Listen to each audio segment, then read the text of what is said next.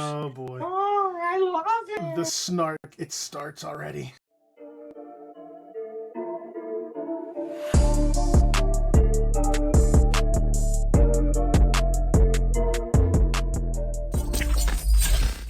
Welcome back, everybody, to the Breakdown Podcast YouTube channel. My name's Corey, and with me once again to help me break down the latest episode of The Masked Singer, it's Vic. Living that king life, baby. What's going on? Sure.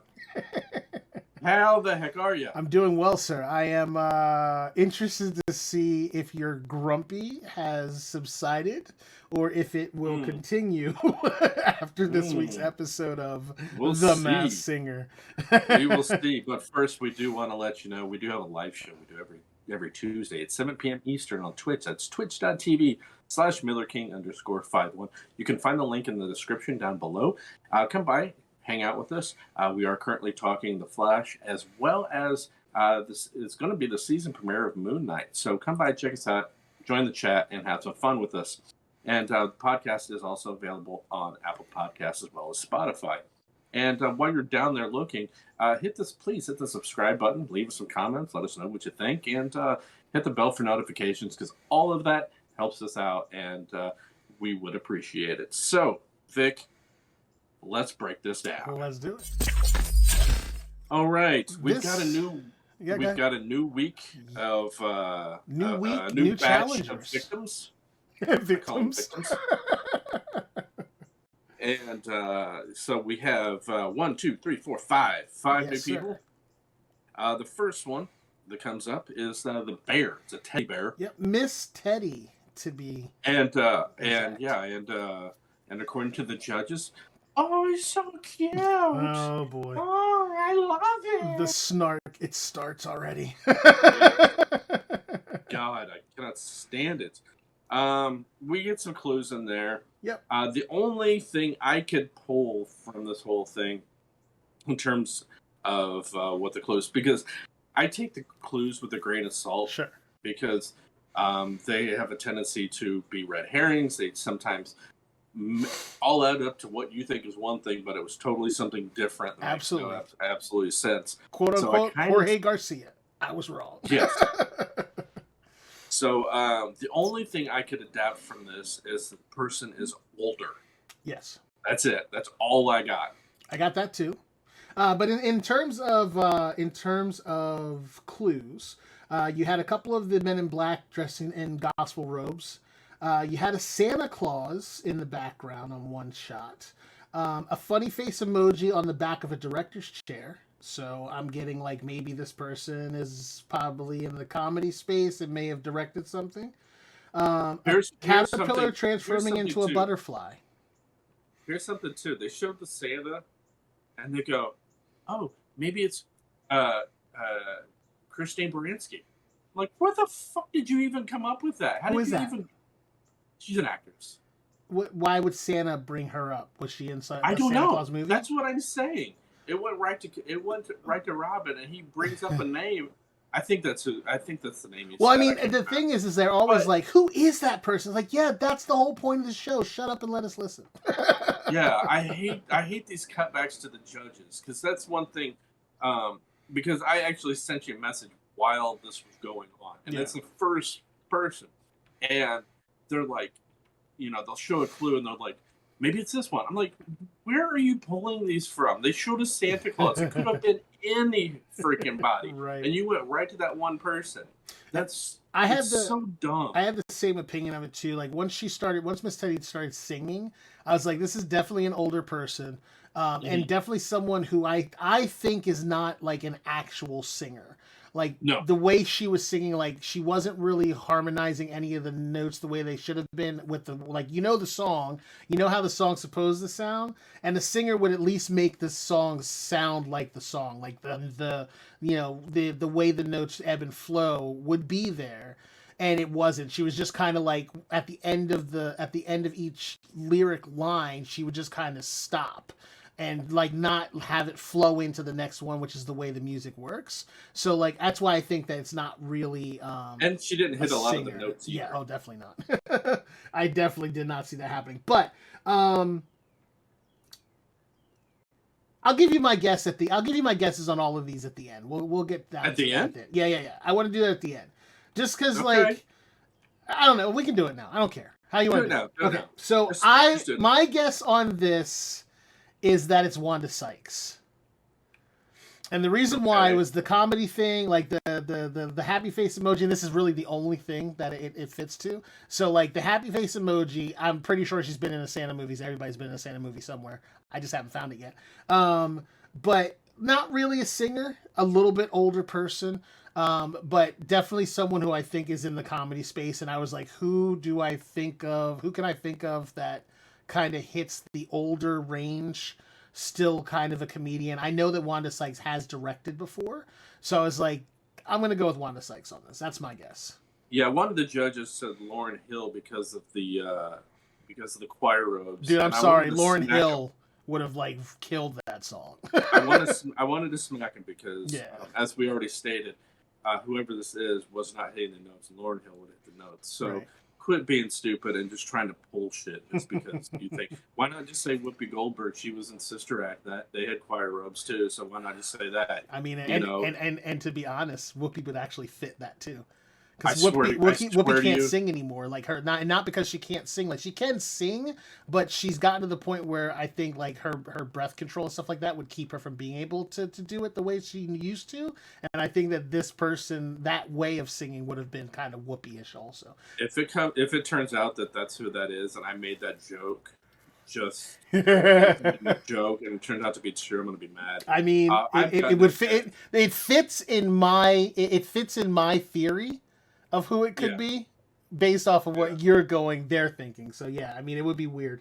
But yeah, anyway. So I don't have a guess, which brings out Hydra. Now this I mentioned this last week. I think that their costumes are getting too much they're getting too elaborate. They're getting to be too much. But we do see some clues. We see an Amigos clue. There was a shark clue, and so based on those and the theory of there being 3 people in there because there are 3 heads, along with the song that was chosen, which seemed to have kind of a banjo in there a little bit. That was just something I picked up, and I could be totally wrong on the instrument that we used, but it got me thinking because of the other 2 clues. It got me thinking about Martin Short, Steve Martin, and Chevy Chase.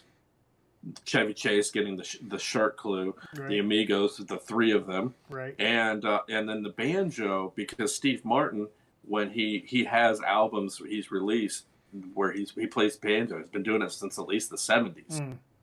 So that's where it got me thinking that, but I was like, there's no way it's them. I just can't see Chevy Chase doing it. Right. But then Ken says it, and then Robin pulls it to the land shark thing comes up, and I was like, oh, maybe I'm right. So now them pulling it out of thin air is okay. No, they're not pulling it out of thin air because the clues are literally right there. Because they're the exact same ones that I saw too. So I don't think it's necessarily them pulling it out of thin air. I think the guess is very legitimate. So what's the link to Miami with those 3? The Miami one, the only thing I can really think of is Martin Short was in a movie with Danny Glover back in the I think it was the early 90s. Okay. And was it Going Overboard? I think was the name of it. Maybe that was set in. Oh no! It was a movie where Martin Short was cursed, and he ended up always having bad things happen to him, and ends up getting Danny Glover pulled into it as well. I'm not sure if that was set in Miami or not. That's really the only thing I can think of at this time. What that connection might be, but I really don't know. Maybe it's something deeper that we don't even know. Yeah. But yeah, for right now, that's my guess right now. So I don't have a solid guess for this. There was also a reference to a Magic 8 Ball, which you told me I need to look at again because it was a 3 and not an 8. So Yes. that pulls even more to Yeah. their Three Amigos situation. But I don't think there's three people in there. I think there's only two. And the reason why I say that is, one, the construction of the actual costume. It only has three legs, and if you're going to do something like that and it only has three legs, I'm figuring there's one person, they each have a foot in the center leg, and then they each have a foot in the outside leg. To have a third person in there means one person standing at full attention the entire time with their one foot inside that leg, and then where do you put the other legs? Like, the construction of the costume. There's not enough room for them to put all. The construction of the costumes is the biggest thing to me that makes me think it's not three people. I think that all of the three references are the red herring that you like to talk about. But in this case, I feel like the magic 8-ball thing, like, magic is really the key. And then talking about, like, the smoking thing and how it stinks and all this kind of stuff. I feel like that this might be Penn and Teller. Because they have a number thing of that's just like up against smoking and stuff like that. But the Magic 8-ball is my kind of what I keyed in on, and I could be completely wrong. I'm just taking one aspect of it and being like, this is how it answers. So my guess on this is Penn and Teller. They're doing Penn's doing one voice, Teller's doing the other, and then one of them's doing, probably Penn is doing a third voice, that British voice. But if I remember correctly, there is a like Teller can sing. Like, I think he can actually sing. And one of those voices in there did have a pretty good voice. The other one did not. So, I don't know. That's just my wild guess. It doesn't mean anything. I'm not locking that in. That's the only thing I could come up with. Yep, that's our guess. So after that comes out Ringmaster. Yeah, that was weird. Like, that whole thing is... I don't know how that... Yeah, Ringmaster and... this is my favorite costume ever. Really? Here's the snark again. You're not going to let it go. The clue package starts out, we see the state of Montana with Miley Cyrus on a coffee cup with Miley Cyrus's head in it. So yes, Hannah Montana reference. There's no way that's not. But I think that watch that end up being a red herring. It's not really about Montana. It's like supposed to lead you towards Miley Cyrus and then coffee. I don't know. It was somebody who had a very small part in the Hannah Montana movie, and so yeah. But we see that she there's some other clues throughout there too that I didn't really pick up on. So I have the clues. Her cereal is her secret weapon. Now, cereal could mean literally cereal, or it could mean like a soap or a story, like something like they call it like some TV shows used to be called serials. Nobody calls it that anymore. Correct, but that's how you do clues. You don't give it the direct answer. X on the game of tic-tac-toe, one of the Men in Black. No, she was a center square. She was on Hollywood Squares. What was the other one? A bottle of sweet Southern liquor. So she's from the South. I don't know. Pulled out a Golden State Class C driver's license with the Ringmaster's picture on it. So that's definitely probably like a hard clue of some sort. And then her BFF video endorsement was from John Oates from Hall & Oates, which is a very weird thing because the age range in this whole situation is all over the place to me. Yeah, because mainly because the Hannah Montana clue, and then the song choice was actually Miley Cyrus. Mm-hmm. So it's kind of it almost feels like it's like going, no, we're serious. We're not giving you red herrings. This is what it is. I went with Emily Osment, who was a co-star on Hannah Montana. So my choice is Emily Osment. And she was in the Hannah Montana movie, and she has released music before. Okay. You can look out there. I don't know how many albums she put out, but she is known to sing, and we haven't seen her in a while. So my guess, that's why I went with that guess. And who you got? I mean, it's a solid guess, and I believe that the Ringmaster is somebody, but I have no clue who. I hope I'm it's somebody. I'm just not like nothing caught my eye other than the Miley Cyrus thing, and it's just too on the nose for them. Like it's just too straight up to be like, hey, this person was on a Miley Cyrus show, so you're instant like you just need to figure out who on that cast is this person. I just don't see that being like them giving us that easy of an answer. But Well, I Vic, don't let know. me tell you. I'm gonna look into it a little bit more when I do my Sunday afternoon research on all of these clues I've written down. We'll see who I come up with. Well, let me tell you, considering how I went through the first group and didn't have any idea who any of those people are, Right.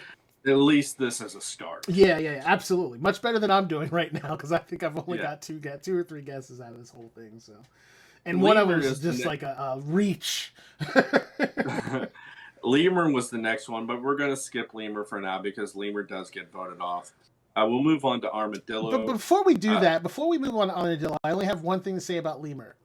Who in their production group decided to not give Lemur the Move It song when she came out on stage and gave it to Armadillo instead? I'm like, how do you not get that easy win right there? Like, if you're going to use that song right afterwards, why not give that to Lemur? Because that's literally like, if you see a Lemur, that's the first thing you think is that song. Yeah, that's because they don't think of these things like we do. It's easy win. Armadillo comes out, and one of the clues that they focus on is a bow and arrow. Mm-hmm. And a bright red bow and arrow. And another thing was talking about having a hard body or a tight body. So that got me thinking. Beef. Just those two clues. A beefcake. Yeah, that's right. It's beefcake. Yeah. And so that led me to two people. And you know, after writing these down, I'm not 100% sure on these, but I went with because of the bow and arrow, I went with none other than the Green Arrow's Stephen Amell or Jeremy Renner, who played Hawkeye. Because both of them would be technically considered beefcakes because they're both superheroes in a way. So you could legitimately, in Masked Singer's way of thinking, you could work that down into beefcake. I'm gonna say I understand where you're coming from, but that was a bright red bow and arrow, like bright red bow and arrow. And if you're gonna go there, if that's the direction you're gonna go, and I have a completely different direction, but if by theory of what you're saying, based on that, it would make more sense that it would be Robbie Amell than Stephen Amell. Because Robbie Amell played Arsenal, who was the red version of Green Arrow, his sidekick, and he had a bright red bow and arrow. Okay, and I'm going to counter that by saying nobody knows who the hell Robbie. Oh, they definitely Amell do, is. because if you know who Stephen Amell is, you automatically know who Robbie Amell is because they do everything together. Fair enough. However, I think Stephen Amell is more well known than Robbie. Yeah, which and I think means and I don't think they would put that clue. Maybe. Bright. I would have gone, but why a bright red bow and arrow? My breakdown of this should have been green. Well, yeah, should have been. My breakdown of this, and you know why it's red? Because it's a herring, a red herring. You know, they just would have had a bird on the screen at the same time. Moving on with mine. My guess is for Armadillo. He comes in and the first thing he says is, bro. And then he moves on. They show hot dogs. I'm not sure where those come into, but then they show the beefcake. It's literally beef with like cake icing on top of it, which I was like, that's the most disgusting thing. Like even just the thought of what that would smell or taste like, I was like, oh. But they also very intently key in on the sunglasses that the Man in Black is wearing. Which both Hawkeye and Green Arrow wore. What? Sunglasses? No. I think maybe for a second. Anyway. The red bow and arrow, I think that the red bow and arrow is actually just signifying hunting, because right before they brought that up, they talked about how he likes, that he goes on manhunts and blah, blah, blah, blah. Chasing bad guys and going on the hunt.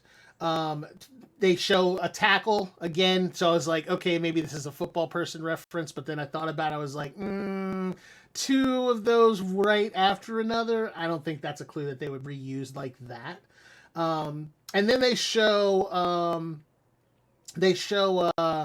he talks about his wife and his family or whatever, and the wife at the end comes out, and he's standing like in like the courtyard, and the wife comes out and she kisses him on the cheek, and she's got really kind of blonde, mussy hair when she does that. So, with all of those clues in mind, the bro thing, very Hawaii, right?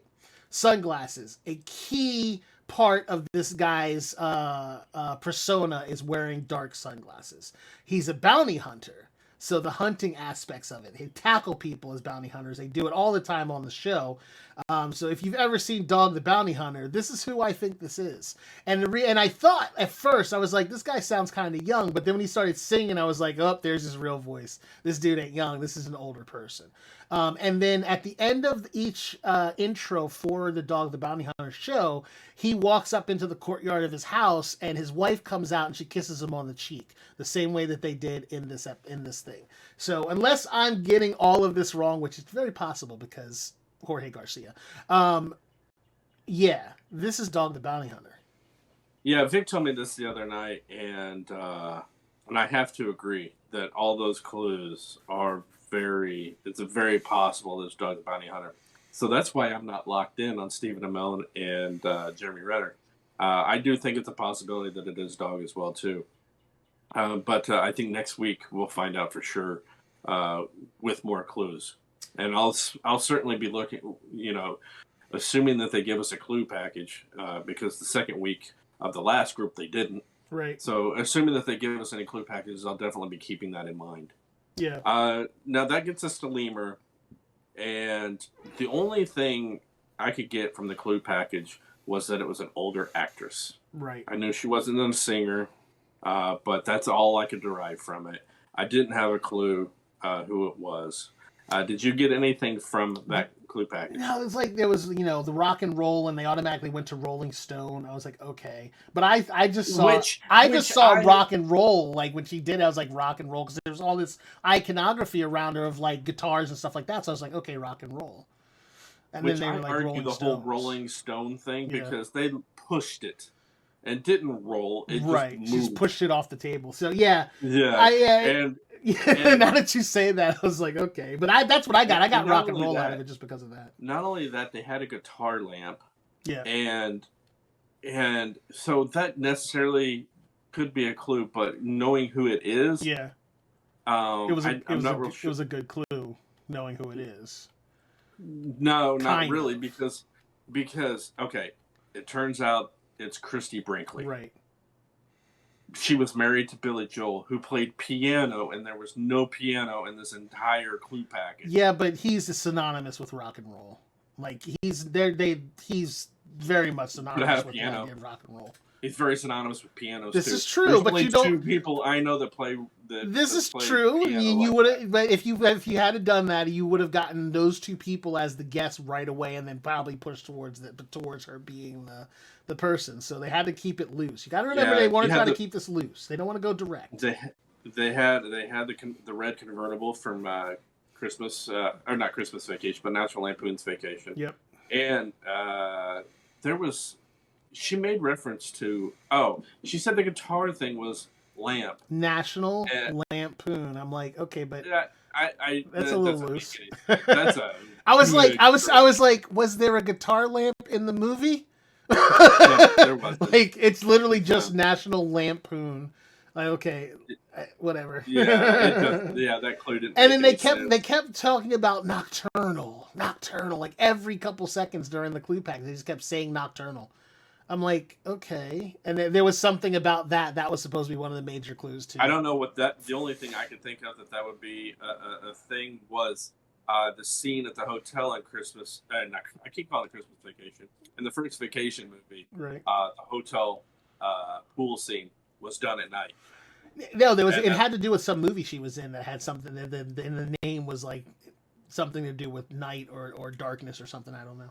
But they explained it. I just didn't care because I was just like, okay, this is a throwaway character. Yeah, like she sang really bad. Like her clues were weird, and I was like, as soon as I heard her sing, I was like, oh, this chick's gone. I was like, this chick's gonna be gone. I had a feeling as well too, but I gotta say when she took the helmet off or the head off. Yeah, I gotta say she still looks amazing. Oh yeah, you know. So The tuck here, nip here. Yeah, it makes sense. Yeah, I know. Still Yeah, looks good. yeah. But yeah, for her age, she still looks good. Yeah. Is she single, by the way? I don't know. I'm sure you can look it up. You think she looks younger? You think she's gonna call you, huh? Yeah, possible. She may like it. She may get into YouTube. There is. I don't think that's what's gonna happen. But one quick thing before we get out of here, since that is the end of it. Obviously, she was unmasked, and that leaves us with our remaining people. I'm gonna give a prediction here that we're gonna go Armadillo, Hydra, Teddy is how this is gonna. No. It's going to go Armadillo, Teddy, then Hydra. That's how this is going to play out for the rest of this season. You think Ringmaster is winning this group? I think Ringmaster is going to end up winning this group. And she's going to come out on top. On the big top. So too. We do want to thank you for watching. Be sure to join us next week when we talk another episode of Best Singer. On behalf of Vic. That's me. I'm Corey. Thanks for watching. We'll talk to you next time. See ya.